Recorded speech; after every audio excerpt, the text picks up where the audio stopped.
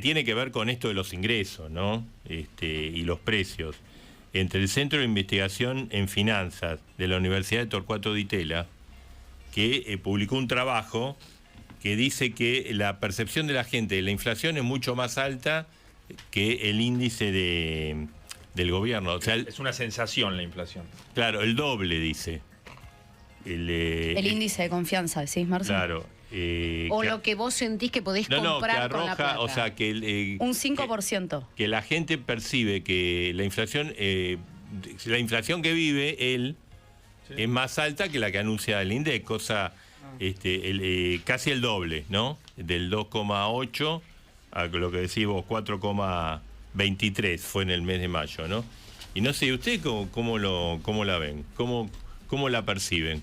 Bueno, a mí me da la sensación de que a mucha gente lo que te pasa es que no te alcanza, digamos, para completar el mes, y que en realidad lo que por ahí aumentó mucho es el tema de los gastos fijos. Digo, una familia que, por ejemplo, tiene, no sé, la cuota del colegio de los pibes, la obra social, los servicios que van de a poco, bueno, costando lo que cuesta. Digo, la energía cuesta, más allá de que, por supuesto, también te cuesta pagarla. Sí. Me parece que pasa por ahí, que la realidad es, bueno, no me alcanza. No si baja la inflación, pero yo no llego. Salió Marco Labaña, viste, que es una suerte de ultratumba, ¿no? No habla nunca, a través de la red social.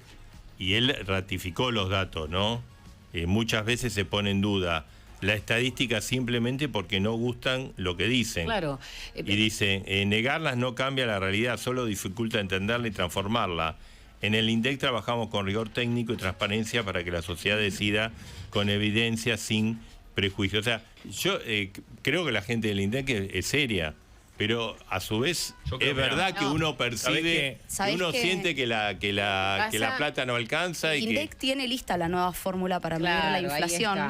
Está trabajando en este tema ya hace tiempo. El mismo gobierno dijo que no era en este momento una prioridad, pero está avanzando en incorporar rubros que, lógicamente, hoy no quedan comprendidos en un índice que mide como si fueran los consumos iguales a los de hace 20 años atrás. Sí, Diego, sí. El tema es que por ahora no se va a implementar. O sea, no es que el próximo pero esto va más allá de la metodología, me parece. En la calle del ciudadano de a pie, lo que me pasa a mí, creo que hay como un efecto Lita de Lázari. ¿Te acordás que Lita de Lázari decía, camine, señora, camine?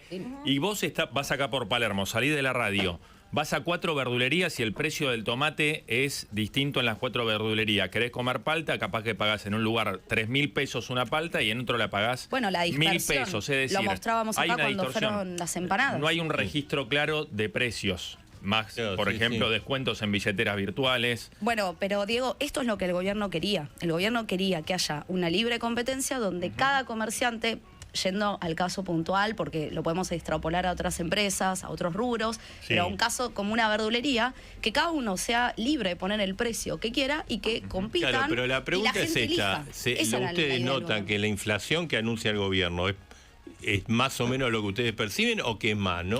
Yo lo que percibo también, como decía Diego, de cada vez que voy a comprar algo o voy al supermercado, tengo que hacer alguna comprita, es que en algunas cosas sí y en algunas cosas no. Siento que algunos productos se mantienen desde hace bastante, algunos que otros han bajado y otros subieron muchísimo. Y me pasó de querer tomar un café la semana pasada, una cuadra de diferencia. Uno me pedía 6.000 por un café, y no era un café de especialidad, un café que traía algo especial, claro, no, para nada, en Caballito, un lugar muy similar uno del otro. Me pedía 6.000 pesos y después tomé en otro un cortado con una media luna y me cobraron 4.500. Claro. Sí, bueno, pero eso es algo, perdón, eso es algo, lo que está comentando la negra, que no está malo y que en realidad forma parte de lo que es la economía capitalista. Mi hermano hoy en día está viviendo en los Estados Unidos y me contaba la semana pasada que se tenía que comprar una placa para dormir contra el bruxismo. Y me dijo, no, porque la vi en tal lugar a $34 y después encontré en otro a 14. Claro. Es eso. ¿Sí? Lo que pasa es que no tenemos la cultura, no tenemos incorporado el tema de la búsqueda. Además, vos podés decir, bueno, yo siento que la inflación no es del 2, como dice el INDEC, por esto que decía, ¿no? Que no te alcance más. Pero recordemos que hasta hace un año era todo un desastre. Vivíamos pendientes de cuánto salía el dólar. Yo te digo, vivíamos pendientes de los precios que no estaban. Creo en la estadística del INDEC. Siempre, viste, bueno, salvo en la época de Moreno, que era, pero hubo un gran trabajo de Jorge Todesca en la época de Macri que restableció la credibilidad del INDEC. Y además creo, viste, que si el dato te es bueno, tenés que creerlo, y si es malo también lo tenés que creer, porque acá, viste, todo se acomoda. Pero lo que es cierto es que a mí me parece que la gente, todo lo que tiene que ver con servicios, sobre todo la clase media, le ha pegado de tal manera que cuando le dicen no, la inflación es 2,8, la gente se ríe. Te digo sinceramente. Ahora, pues sabés que comparativamente también es muy raro lo que pasa. Hace unas semanas atrás fui a comprar bastante verdura, yo tengo freezer y demás, y con eso cocino y guardo para siempre. Y gasté 150.000 pesos. Era bastante lo que compré, pero era mucho. Entonces, por un lado, hice la comparación con España y con Estados Unidos, y entré a Amazon, por ejemplo, y le pedí a mi sobrina que me lo haga en Estados Unidos, la comparación en España. Sí. Y costaba en Estados Unidos 52 y en España 43. Lo mismo que acá me costó 150.